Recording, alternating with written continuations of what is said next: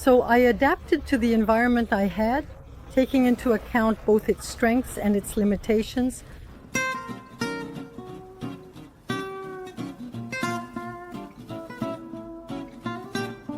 Practicing permaculture on a balcony. It all starts with the ethics of permaculture, which is about caring for the earth, caring for people, creating abundance, and sharing resources. I chose to supplement my diet by growing vegetables, herbs, and also edible flowering plants.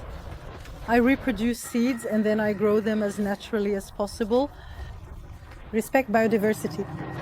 Let nature's balances take their course. So, for example, if there's a significant presence of aphids, let the beneficial insects come in, I would say, to do the job.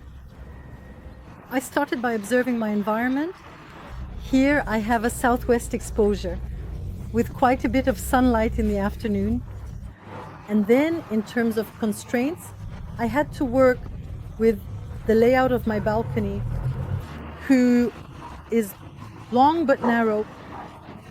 I set up growing containers all along. So there you go, big bins, pots, etc. So that I have just enough space to be able to move around.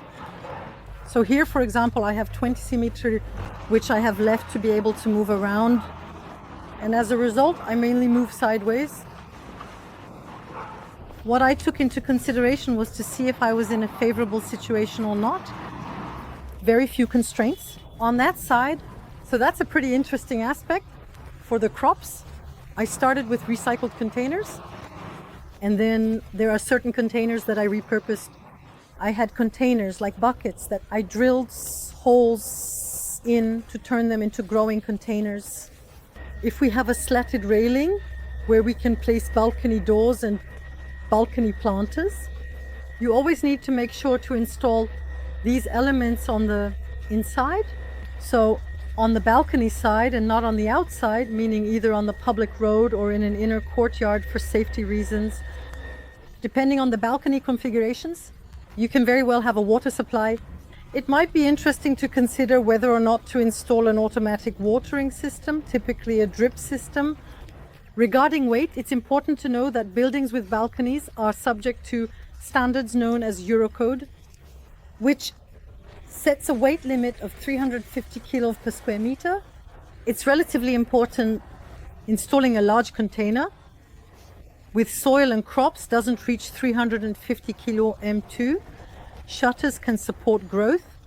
If we have the chance to have shutters, we can also use them as a growing support by installing some plant holders and pots inside. And so we'll be able to grow a few crops, plant holders and pots inside. And so we'll be able to grow a few crops. So it can very well, for example, accommodate strawberry plants. When designing your balcony, you need to think about it in multiple dimensions, especially if it's a really narrow balcony. You need to be able to envision growing plants on structures to save space.